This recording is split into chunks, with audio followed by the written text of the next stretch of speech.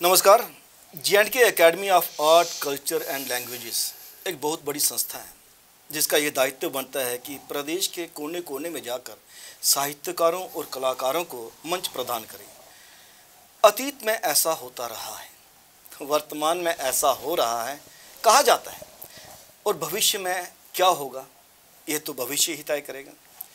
लेकिन यह सत्य है कि कल्चरल अकादमी के प्रति सभी साहित्यकारों और कलाकारों की बहुत श्रद्धा थी कभी, क्योंकि यही माध्यम बनती थी उनके राष्ट्रीय और अंतर्राष्ट्रीय स्तर तक पहचान बनाने के लिए। अतीत, वर्तमान और भविष्य की संभावनाओं के हवाले से आज बातचीत करने के लिए हमने स्टूडियोज़ में आमंत्रित किया है former additional secretary J&K academy of art culture and languages doctor Arvinder Singh Aman ji का। अमन सर, आपका एक्सेटर स्टूडियोज में बहुत बहुत स्वागत है। Thank you. कहा जाता है कि जब भी संस्थाओं की स्थापना हुई कल्चर को प्रमोट करने के लिए, साहित्य को प्रमोट करने के लिए, तो हर क्षेत्र में रीजनल लेवल पे कल्चरल एकेडमीज़ की स्थापना हुई।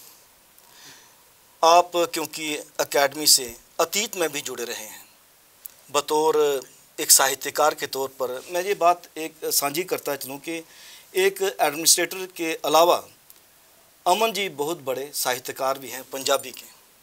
फिर आपने एकेडमी में बतौर एडमिनिस्ट्रेटर भी काम किया और वर्तमान में आप उसकी कार्यप्रणाली देख भी रहे हैं। क्या नज़रिया है आपका अतीत, वर्तमान और भविष्य की संभावनाओं के हवाले से? राजू जी, मैं एकेडमी के बारे में जो अभी बात की कि इसका वर्तमान क्या है और उसका जो अतीत और जो हम भविष्य की बात करते हैं, तो किसी भी चीज़ का जब आप आंकलन करते हैं काल सीमा रहित होकर, तो उसमें सबसे बड़ी बात यह है कि एकेडमी की, जैसे आपने बात की कि एकेडमी का एक दौर था कि जब एकेडमी का एक बहुत बड़ा नाम था, बिल्कुल है आज भी, लेकिन उस दौर में जितना काम एकेडमी ने किया वो अपने आप में एक मिसाल है। लेकिन पहले हमें ये समझना होगा कि एकेडमी है क्या। जब हम कहते हैं J&K academy of art culture and languages, तो ये एक्चुअली इसको जब हम परिभाषित करना चाहें तो ये कैसी है, इसकी डेफिनेशन में क्या है? क्या वो स्ट्रक्चर है जिस स्ट्रक्चर में ये ऑफिस है, या वो एडमिनिस्ट्रेशन में जो जुड़े लोग हैं जो वहाँ काम करते हैं, जिसमें सेक्रेटरी और सारा प्रोटोकॉल जिसमें आता है, क्या वो लोग एकेडमी हैं या वो लोग एकेडमी हैं जिनकी वजह से एकेडमी का नाम होता है? अगर आज हम ये कहते हैं कि J&K academy of art culture and languages का एक दौर रहा जिस दौर में एकेडमी का एक बहुत बड़ा नाम था, जैसे कि अभी राजू जी ने बताया कि इसके प्रति लोगों की बड़ी श्रद्धा थी, तो कारण क्या थे? कारण वो था, वो लोग थे जिनकी वजह से एकेडमी का नाम बना। तो आज अगर एकेडमी के मेयार में हमें कहीं कमी लगती है, जैसे वर्तमान में कहा जा रहा है कि वो काम नहीं हो रहा जो पहले हो रहा था, तो उसमें भी वजह वो लोग ही हैं जिनकी वजह से पहले एकेडमी का नाम था। मैं ये कहना चाहता हूँ कि एकेडमी की मेरी नज़र में पहचान है, एकेडमी के साथ उस रीजन में, जम्मू कश्मीर में जो राइटर्स हैं, वो चाहे किसी भी भाषा के हों, वो साहित्यकार हैं, वो नाटककार हैं, वो संगीतकार हैं, वो फोक आर्टिस्ट हैं, जो इसकी पहचान बने हैं।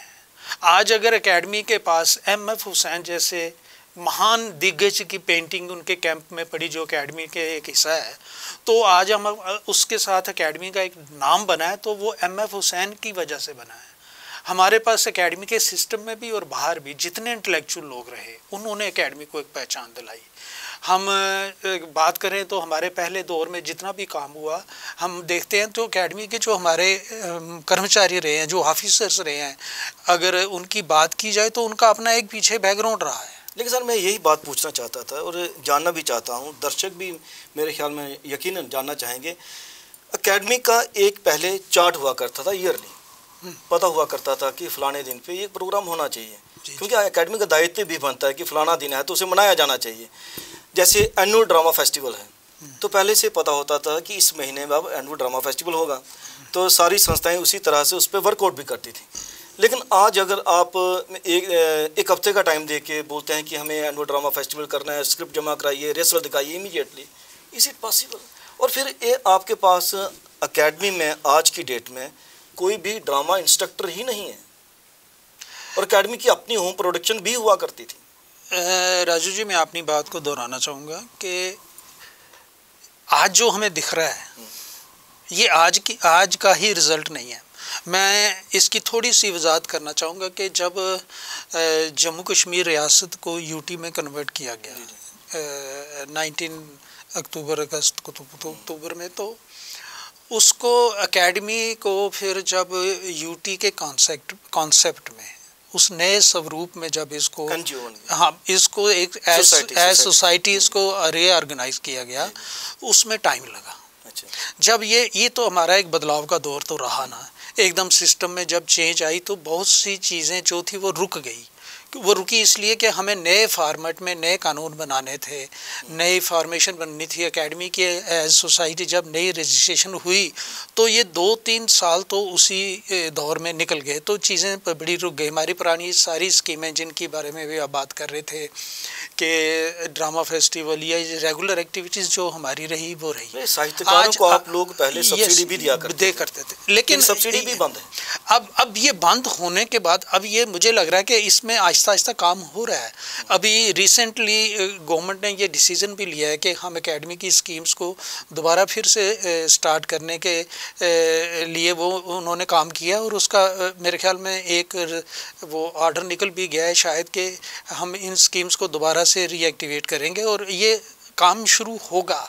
मैं उसी हवाले से बात नहीं कर रहा कि सिस्टम में जब हमें कोई कहीं किसी चीज़ भी किसी अदारे में कोई खामी नज़र आती है तो me as a performer, me as a writer, ये मेरी प्राइम ड्यूटी है कि मैं सिस्टम के साथ जाके इंटरेक्ट करूं, उनसे बात करूं और उनके अपने सुझाव दूं। सर 4-5 वर्ष जो अंतराल आ गया उसकी भरपाई कैसे होगी? क्योंकि एकेडमी ही एक ऐसा मंच है जो प्रेरित करता रहा है साहित्यकारों को, कलाकारों को। बिल्कुल, साहित्यकारों को किताबें छपवाने में जो सब्सिडी का बहुत बड़ा हाथ हुआ करता था उससे वंचित हो गए। आज पता होता क्या है कि मैं बताऊं, ड्रामा इंस्ट्रक्टर की जो हमारी बहुत सारी वैकेंसी जो 10-10 सालों से हैं, 15-15 सालों से मैं क्या आउटसोर्स नहीं किया जा सकता? किसी को किया जा सकता है, लेकिन देखिए जब आपने गवर्नमेंट के एक सिस्टम में कोई बदलाव लाना है तो उसका एक प्रोसेस है, एक प्रोसीजर है जिसे अडॉप्ट करना पड़ता है।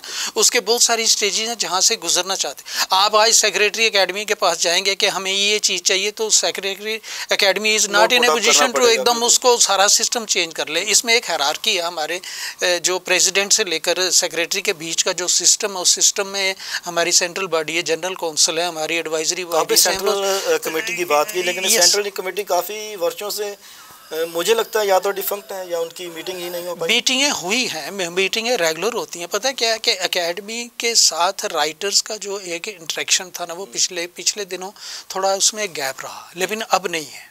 राइटर क्लब ज़रूर बना है एकेडमी में, लेकिन राइटर्स के साथ गैप बना है। यस, और उसमें ये एक कारण ये भी रहा कि नए सिस्टम को फिर से जिंदा करने के लिए, नए फॉर्म में लाने के लिए एक सिस्टम टाइम लेता अपना। एक टाइम के बाद फिर जैसे फंडिंग की बात होती है, तो जब हम बात करते हैं तो उसमें अब देख लीजिए आप, एक्टिविटीज़ शुरू हो रही हैं, शुरुआत हुई है, उसके मयार की बात हम बाद में देखेंगे। लोग अक्सर बात करते हैं कि जो भी एक्टिविटीज़ होती हैं, जब भी मार्च का महीना धीरे धीरे नज़दीक आने लगता है तो बजट को ऑब्जर्व करने के लिए हुआ करती हैं।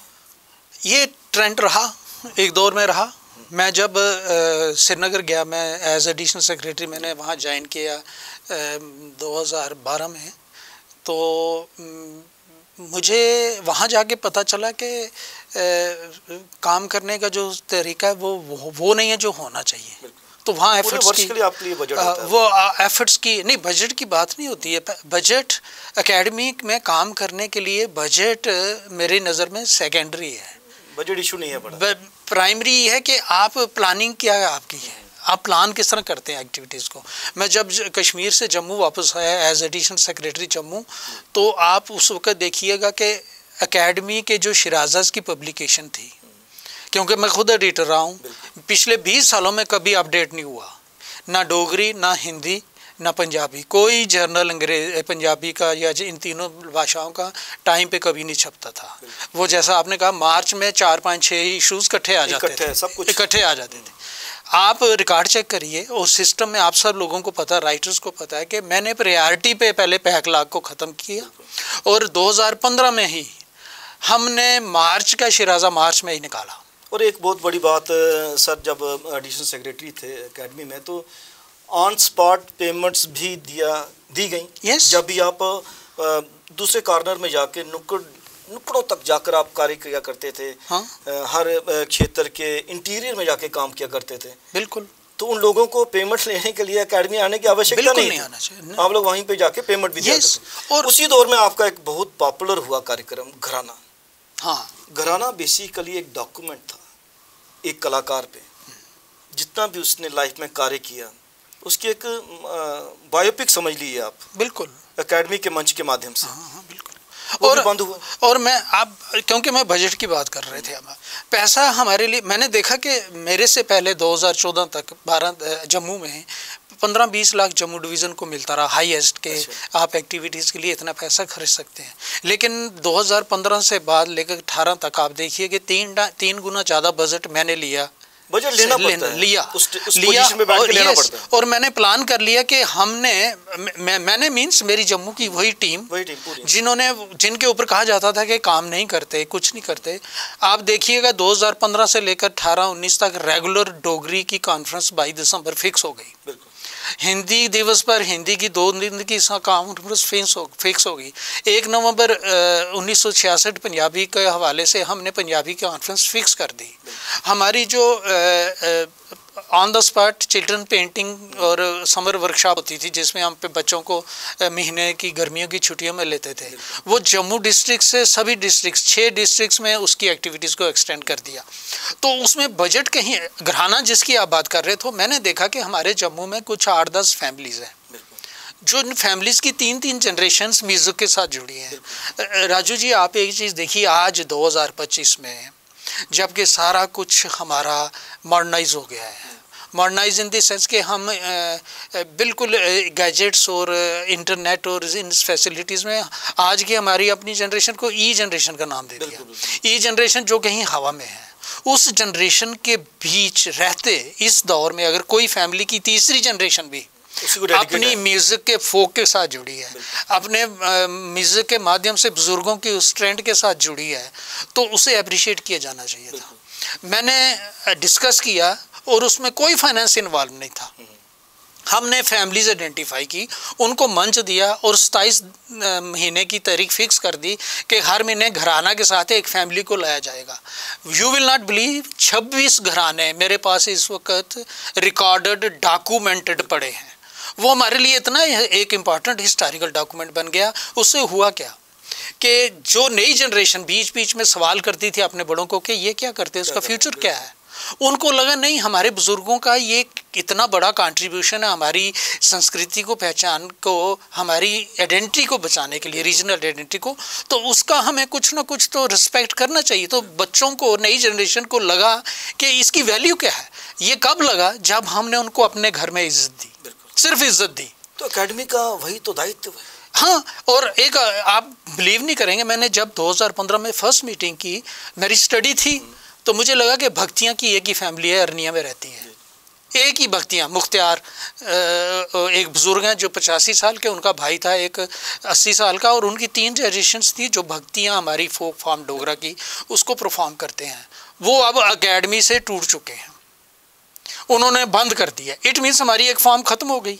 मुझे 1 महीना लगा उनको एकेडमी बुलाने के लिए, वो नहीं आए। फिर मैं अपनी टीम लेके उनके घर अरनिया में गया, उनको वहाँ से निकाला, उनको मैंने फिर से रिवाइव किया। उनके 2016 के 26 जनवरी दिल्ली में उनकी परफॉर्मेंस करवाई, प्राइम मिनिस्टर के साथ उनकी फ़ोटोग्राफ्स आई। उनको लगा नहीं यार, हमारी वैल्यू है, उनको इज्जत मिली। उनको बताया कि आपने हमारी इतनी बड़ी विरासत संभाल के रखी है, अगर आप चले गए तो जम्मू का, तो डोगरा का एक बहुत बड़ा नुकसान हो जाएगा हमारे टाइम। वो सेंस देनी सर। एक चीज़ और, एक परफॉर्मर को, एक राइटर को वो इज्जत देनी। लेकिन उसको जो इज्जत देने का काम करेगा वो तो नेचुरली एकेडमी में जो कार्यरत होगा वही करेगा। क्या एकेडमी में जो भी नियुक्तियां होनी चाहिए इस बात को भी संदर्भ में रखकर होनी चाहिए? मैं ये कहना चाहता हूँ कि जैसे अगर आप ड्रामा इंस्ट्रक्टर कोई बनता है तो वो ड्रामा की बैकग्राउंड से ही होना चाहिए, क्या ये ज़रूरी नहीं है? जैसे कोई अगर एडिटर बनता है तो लिटरेरी बैकग्राउंड से ही होना चाहिए, या फिर आप आउटसोर्स करके भी इसको थोड़ी सी अलग से दिशा दे सकते हैं, थोड़ा क्रिएटिव वर्क भी हो सकता है? ये ऑप्शंस खुले हैं, इस पे सोचा जा सकता है, जरूरी नहीं कि इस पे काम हो सकता है। जब आपको जैसे आपको सिस्टम में लगता है कि इस फील्ड में हमारे पास कोई एक्सपर्टाइज्ड पर्सनैलिटी नहीं है जो इसके लिए परफेक्ट हो, तो उसमें हमारे पास एक प्रोविज़न बनाया जा सकता है, या इस पे काम भी हो सकता है, इसको सोचा भी जा सकता है कि उसको हम आउटसोर्स करके कैसे असिस्टेंस के तौर पर किसी एक्सपर्टाइज, हम अपना एक, हमारे पास एकेडमी में हमेशा रहा हमारे पास एडवाइजरी है, एडवाइजरी हर लैंग्वेज हर कल्चर की एडवाइजरी हमारे साथ ये चीज़ें रख सकती है सिस्टम के आगे कि इस एडवाइजरी की मीटिंग होना तो आवश्यक है। ये देखिए बात एकेडमी एडमिनिस्ट्रेशन के साथ नहीं चलती। Academy doesn't mean secretary academy, academy doesn't means जो स्टाफ है, एकेडमी मीन्स वो लोग, वो कलाकार, वो आर्टिस्ट जो हमारे सम्मानित लोग हैं, जिनका समाज में कंट्रीब्यूशन है, और उनकी जो प्रेजेंस है एकेडमी के सिस्टम में as central committee, as general council, as advisories, वो एकेडमी का सही एसेट हैं जो एकेडमी की डायरेक्शंस तय करती हैं। जो इसलिए एकेडमी जो कल्चरल एकेडमी है वो डिपार्टमेंट नहीं है, वो एकेडमी है।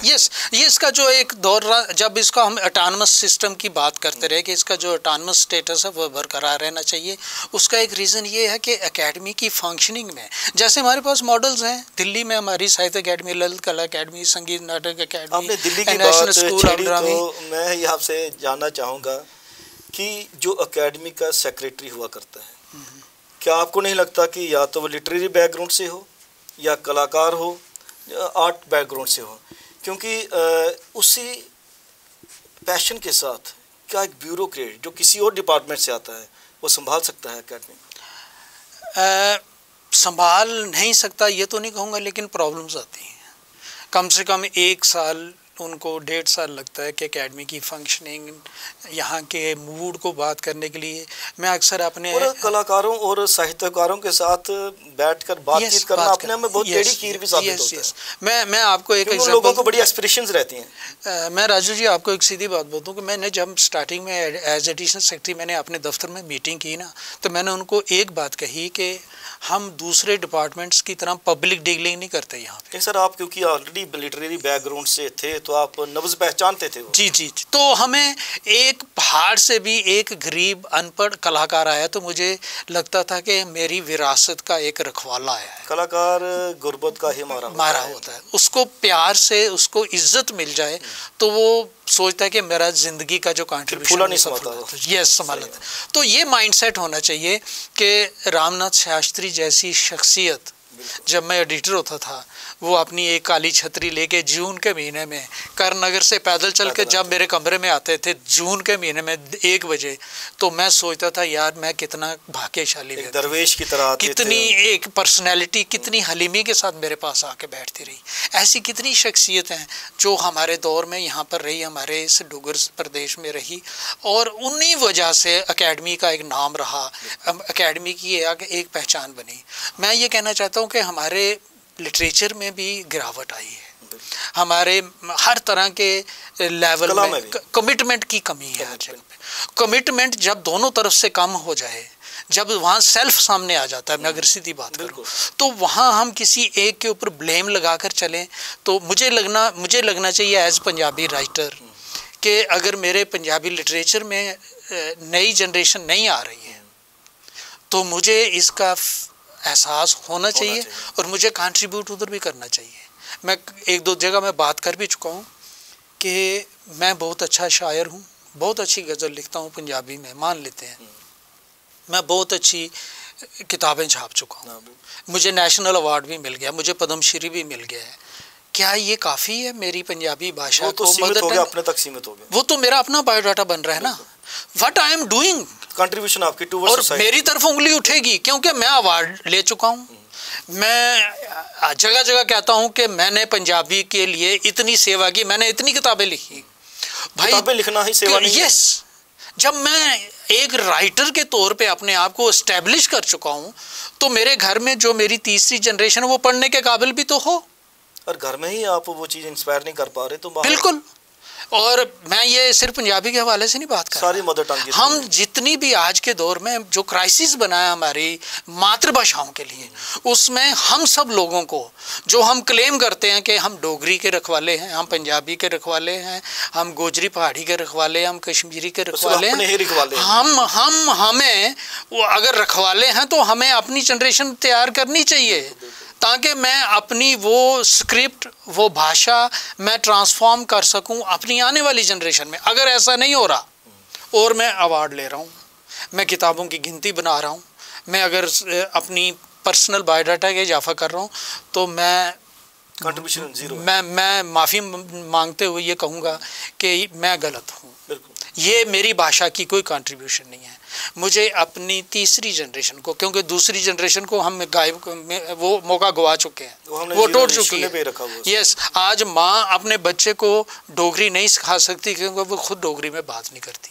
आज पंजाबी में भाषा में संस्कृति में पैदा हुई माँ आज पंजाबी से टूटी है, तो वो बच्चे को पंजाबी नहीं दे सकती। सो मेरी और तीसरी जनरेशन के बीच अगर मैं ब्रिजिंग करने में गैप मिस कर देता हूं, तो आने वाले 5-7 सालों में हमारी मातृभाषाओं का मुझे बड़ा अंधेरा दिखता है। मैं कल को 10 अवार्ड और ले लूँगा, लेकिन अपनी भाषा का खतरा जो बना है मैं उसके लिए कुछ नहीं कर पा रहा हूँ। तो आपका कहने का तात्पर्य मुझे लगता है ये भी है कि व्यक्तिगत स्तर पर वो कार्य भी होने चाहिए कि सोसाइटी के काम आए, और अकेडमी इसमें सेतु की तरह कार्य काम करती है। अकेडमी कभी ये सोचती ही नहीं है कि मुझे जो मेरा जो प्रीएम्बल है अकेडमी का, कॉन्स्टिट्यूशन जो है, वो ये कहता है कि हमने भाषाओं की प्रमोशन के लिए काम करना है, हमें यहाँ के फोक को प्रिजर्व करना है, यहाँ के हेरिटेज को प्रिजर्व करना है। तो उसको अब सेक्रेटरी तो जाकर मुशायरे नहीं ना पड़ेगा, उसने तो कहना है कि डोगरी की सेक्शन को कि आप एक मुशायरा करवाइए। अब उस मुशायरे का जो लेवल है वो एकेडमी का लेवल सेट करेगा ना। तो अगर एकेडमी का म्यार गिर रहा है तो वो सीधा एक पार्टिसिपेंट्स हैं उनके लिए।